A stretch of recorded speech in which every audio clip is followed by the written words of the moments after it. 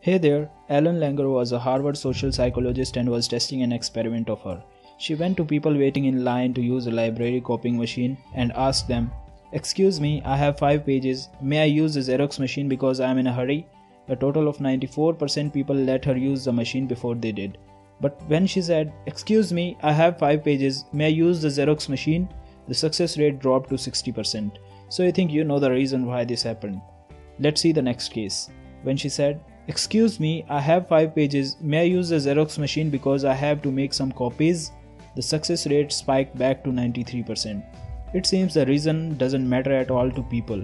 It's the term "because" that made them to comply with her. According to the author, we are surrounded by so many stimuli that we have devised shortcuts to decide what is wrong or what is right. And whenever we are bombarded by the stimuli, activating those responses, we work in a robot-like behavior. Normally, these automatic responses are helpful to us because they save us from too much thinking. But there are compliance experts out there who know well about these stimuli and know how to get the compliance. So let's see some of the compliance principles. Rule of reciprocation. This is the old give and take rule. According to this rule, whenever someone does something for us, we become bounded to pay back the debt. This principle is so overpowering that people try to avoid favors. One of the way compliance professionals use this rule is by providing the free sample of their product. Once you use a free sample, you become indebted to buy the product.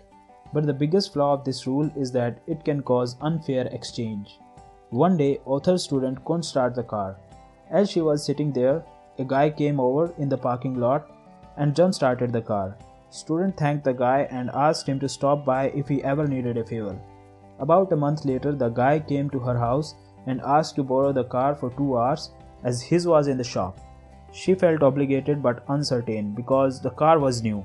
She lent him the car and he totaled it, and later found that he was underage and didn't have an insurance. Social proof. According to social proof, one means we use to determine what is correct is to find out what other people think is correct. Do you know what canned laughter is? Canned laughter is the background sound of laughter used in comedy shows. So when you hear a number of people laughing, you also start laughing even at poor jokes. If you have ever seen those TV ads in which a number of people are shown using a product and appreciating its use, you would understand what I mean. Even at my channel, I have seen an example of social proof. I advertised the video 7 Techniques Part 1 and got the ball rolling. Now even when my another video 6 Principles to Make Everyone Like You is of better quality as I use better editing, the video 7 Techniques to Live a Happy Life Part 1 is getting views as a number of people have viewed it. And because a number of people think it is a good video, it still stands out. Same technique is used by the bartender who sold their tip jars with a few dollars at the beginning. The social proof is so big that it is seen in research that when a suicide is advertised in media, the rate of suicide goes up. Scarcity. Scarcity is another principle used by compliance professionals to affect our decision. According to the principle of scarcity, whenever we find something scarce, we want to have it more. The reason behind this is because we have attached scarcity with value. The more something is scarce, the more valuable it becomes. But compliance professionals use this shortcut to exploit us by creating scarcity. You can relate this with these slogans as "Hurry, only 3 left," or "50% off only for today," or "Last chance to buy the merchandise." Authority. Authority is another principle used by compliance professionals to get things done according to them. It is seen in research that when we receive orders from an authority like a policeman, doctor, a navy man, etc., we follow the orders without even thinking. The extent can be seen by an incident which happened in late 1980s in which 3 peoples of protesters protesting US shipment of military equipment stretched their bodies across the railroad tracks. They were confident that they would halt the train, but the civilian crew didn't even slow down the train just because they received orders from the Navy officials. 2 of them were able to get off the tracks before the train approached, but one of them was amputated.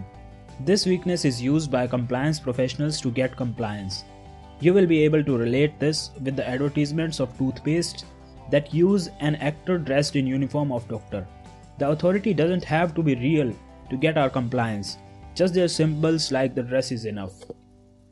The author says that it's not wrong to make decisions using these shortcuts in this era of information age because we are completely dependent on them. Not every time when someone does something for you means that he wants something back also.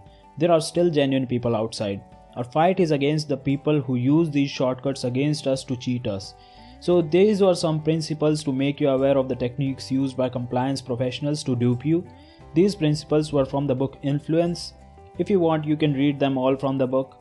Please hit like if you liked the video and subscribe. Thanks for watching.